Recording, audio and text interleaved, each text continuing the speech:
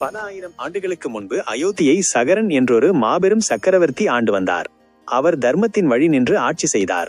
தனது புகழை நிலைநாட்ட அவர் அஸ்வமேத யாகம் செய்ய முடிவு செய்தார். இந்த யாகத்தின் நியதிப்படி ஒரு சிறந்த குதிரையை அலங்கரித்து தடையின்றி பூமி முழுவதும் சுற்றி வரவிடுவார்கள். அந்த குதிரை எந்தெந்த தேசங்களுக்குள் நுழைகிறதோ அந்த தேசத்து மன்னர்கள் அனைவரும் சகரனின் தலைமையை ஏற்றுக்கொள்ள வேண்டும். இல்லையேல் அவர்கள் சகரனுடன் போர் புரிய வேண்டும். சகரனின் யாக குதிரை கம்பீரமாக புறப்பட்டது. இதை கண்ட தேவர்களின் தலைவனான இந்திரனுக்கு பொறாமை ஏற்பட்டது. சகரன் இந்த யாகத்தை வெற்றிகரமாக முடித்துவிட்டால் அவனது புகழ் என்னை விட பெரியதாகிவிடுமே என்று அஞ்சினான்.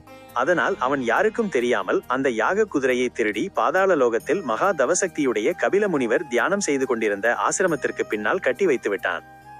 சகரனின் புதல்வர்கள் குதிரை காணாமல் போனதை கண்டு அதிர்ச்சியடைந்த சகரன் தனது 60,000 மகன்களையும் அழைத்து, என் புதல்வர்களே, பூமி முழுவதையும் சல்லடை போட்டு தேடி நமது யாக குதிரையை கண்டுபிடித்து வாருங்கள் என்று கட்டளையிட்டான். தந்தையின் ஆணைப்படி அந்த 60,000 இளவரசர்களும் பூமியின் ஒவ்வொரு அங்குலத்தையும் தேடினார்கள்.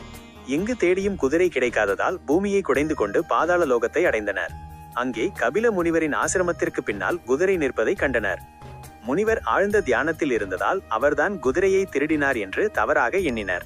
கோபத்தில் அவர்கள் முனிவரை இகழ்ந்து பேசத் தொடங்கினர். பல வருடங்களாக தவத்தில் இருந்த கபில முனிவரின் தியானம் கலைந்தது. அவர் கோபத்துடன் தன் கண்களை திறந்தார். அவரது கண்களில் இருந்து வெளிப்பட்ட தபோக்னியில் தவ நெருப்பில் அந்த 60,000 இளவரசர்களும் அந்த இடத்திலேயே எரிந்து சாம்பலாகினர். பகீரதனின் கடுந்தவம். பல வருடங்கள் உருண்டோடின.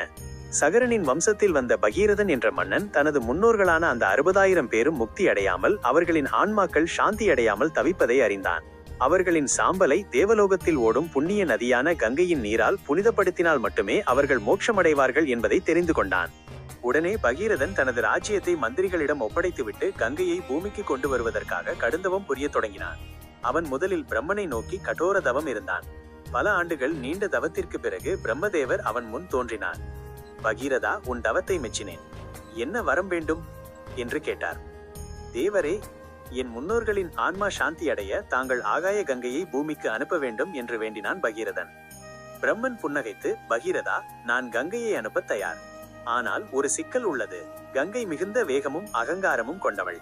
அவள் தேவலோகத்திலிருந்து பூமிக்கு நேராக பாய்ந்தால் அவளது வேகத்தை தாங்க முடியாமல் இந்த பூமி பிளந்து சுக்குநூறாகிவிடும்.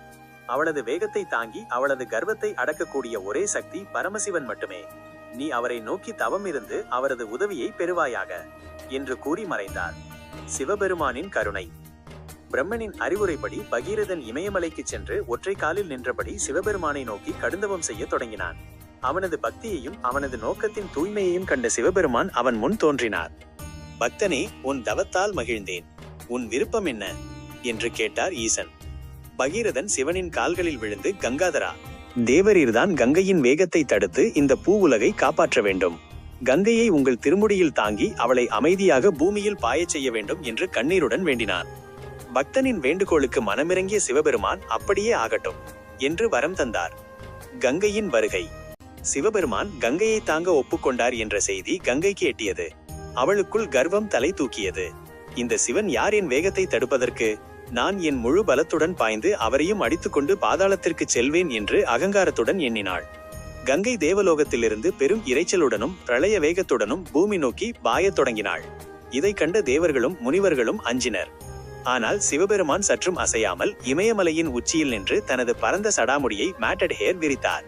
விண்ணை முட்டும் வேகத்துடன் வந்த கங்கையை அவர் தனது சடாமுடிக்குள் சாதாரணமாக பிடித்தார். அவ்வளவுதான். அந்த மாபெரும் நதி சிவனின் சடாமுடிக்குள் ஒரு துளி கூட வெளியே தெரியாமல் சிக்கிக் கொண்டாள். அவளது கர்வம் நொறுங்கியது. கங்காதரன். கங்கையை காணாமல் தவித்த பகீரதன் மீண்டும் சிவபெருமானை வேண்டினான். ஈசனே, கருணை காட்டுங்கள்.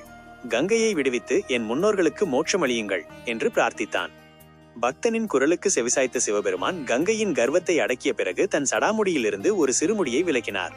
அதிலிருந்து கங்கை அமைதியான புனிதமான ஒரு நதியாக பூமியில் பாயத் தொடங்கினாள். அன்று முதல் கங்கையை தனது திருமுடியில் தாங்கியதால் சிவபெருமானுக்கு கங்காதரன் என்ற பெயர் உண்டானது. அந்த புனித நதி பகீரதனை பின்தொடர்ந்து சென்று அவனது முன்னோர்களின் சாம்பல் மீது பாய்ந்தது. கங்கையின் புனித நீர் பட்டதும் சகரனின் 60,000 புதல்வர்களும் சாபம் நீங்கி மோட்சத்தை அடைந்தனர்.